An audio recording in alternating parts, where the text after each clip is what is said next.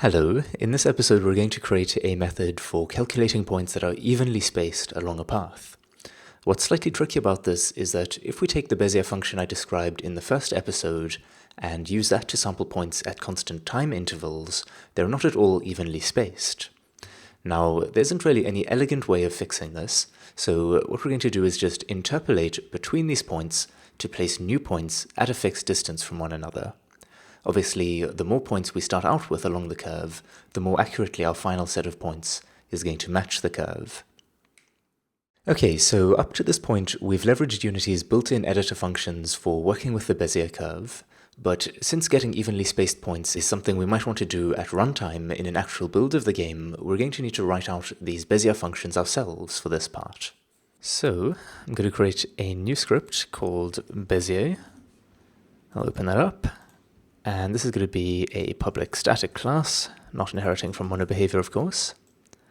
And in here, I'll create a public static method returning a vector2. I'll just call this evaluate, can't spell, evaluate quadratic. So we'll take in vector2a, vector2b, and vector2c. So the 3 points that define the curve, and then a float t for the time at which it's being evaluated or sampled. And now we'll start off by calculating p0, which is just a linear interpolation between a and b based on t, and then same thing p1, this time between b and c, and then the value that we return is just that same linear interpolation, this time between p0 and p1. Alright, now, as you know, the curves that we're using for our editor are actually cubic curves, but we can calculate those as a linear interpolation between two quadratic curves. So let's create a new method returning a vector2 called evaluate cubic. So this takes in 4 points, a, b, c, and d, and then a float t as well. And here we can say p0 is equal to evaluate quadratic, passing in a, b, c, and time. And p1 is evaluate quadratic, passing in b, c, and d, and then t. And then we return linear interpolation between p0 and p1.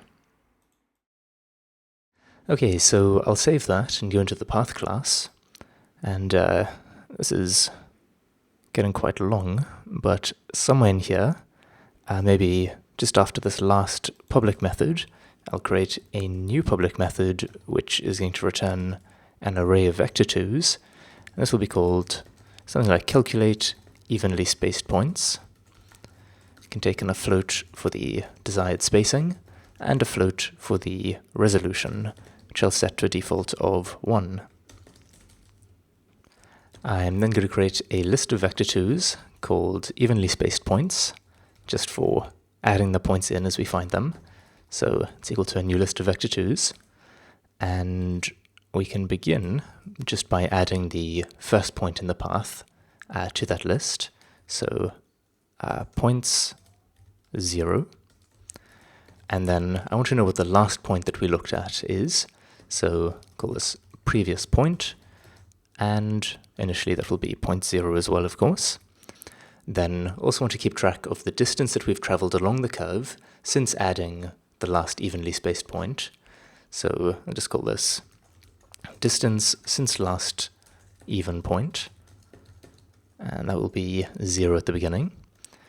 Then going to loop through all of the segments, so I'll say for in segment index equal to 0, segment index less than segment count, or num segments rather, and then can get an array of the points in that segment using the getPointsInSegments method, so just pass in the segment index there. Alright, I now want to sample some points along this segment, so I'm going to create a float t equal to 0. I'll say while t is less than or equal to 1, I'll say t plus equals some small amount, say 0.1, and then you can have vector2 point on curve is equal to Bezier.evaluateCubic, passing in the points in the segment, so point 0, point 1, point 2, point 3, and the time value. We can now increase the distance since the last even point by the distance between the previous point and this new point on the curve. We then set the previous point equal to the new point on the curve. Alright, now before we update that previous point, let's check if the distance since the last even point is greater than or equal to the spacing value we've been given. So if it's equal to the spacing value, that means that this new point on the curve is exactly where we want to put our new evenly spaced point. If it's greater than the spacing though, that means that we've overshot that point by a little bit, and so we need to just move back a little bit in the direction we came from.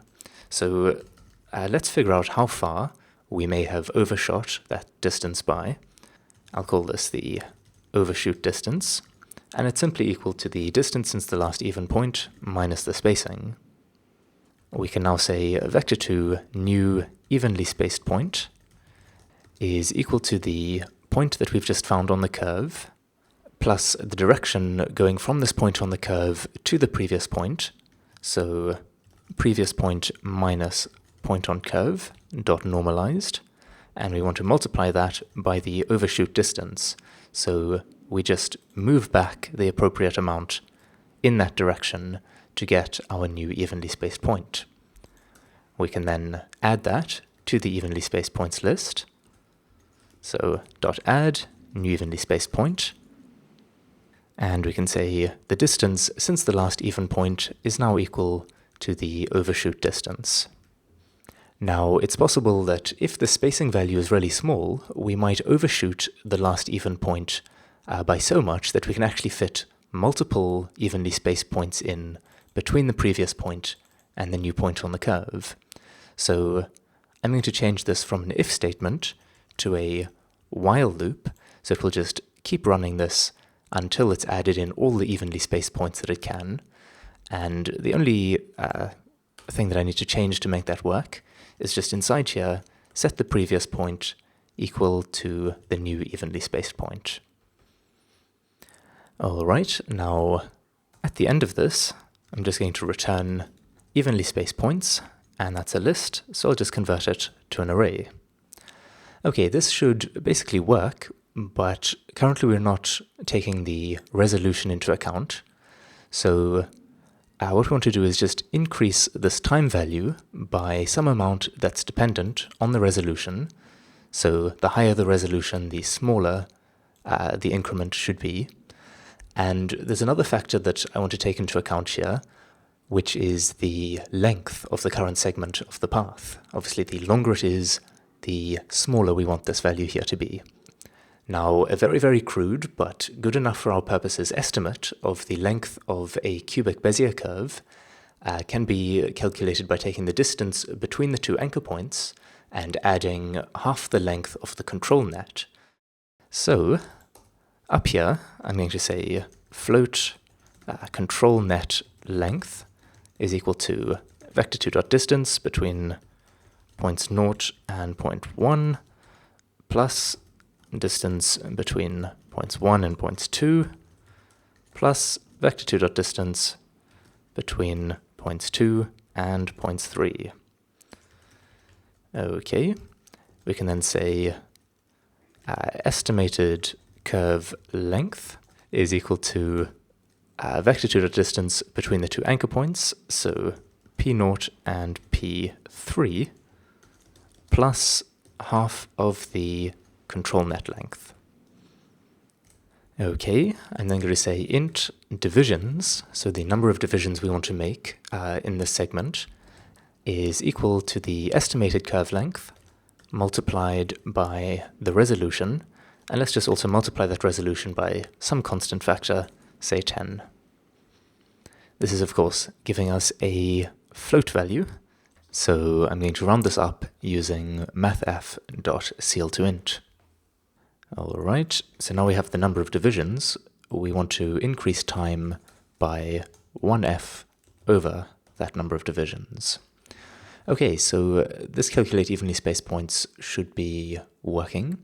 To test this, I'm quickly going to create a script that will spawn in spheres at hopefully even intervals along the path. So I'll quickly make a new folder called examples, and inside there have a new C# script. I'll call this path placer for want of a better name. And I'll open that up. So this is just going to have a public float spacing, which I'll set to maybe 0.1, and another float for the resolution. And then in the start method, I'll say vector2array points is equal to find object of type path creator, and get the path from that, and then calculate the evenly spaced points, passing in spacing and resolution. Alright, then I'm going to loop through all of those points. So for each vector2p in the points array, I'll say gameObjectG is equal to gameObject.createPrimitive, and create a sphere. And then just want to set its position and size, so g.transform.position is equal to p, and g.transform.localScale I'll set to vector3.1 multiplied by spacing multiplied by a half. Alright, let's go into Unity, and I'm quickly going to just play with this curve a bit. I'll turn on auto set control points, turn on closed, and just make something like that. And then I'll add the path placer to this and enter play mode. And you can see we've now got these spheres placed evenly around at 0.1 intervals. And if I change that to say 0.5, enter play mode once again, you can see that it's working nicely. Of course, for a closed path, unless it's exactly the right length, there are always going to be 2 points which are a little bit too close together. But apart from that unavoidable defect, it's looking correct. So that is everything for this episode. Until next time, cheers.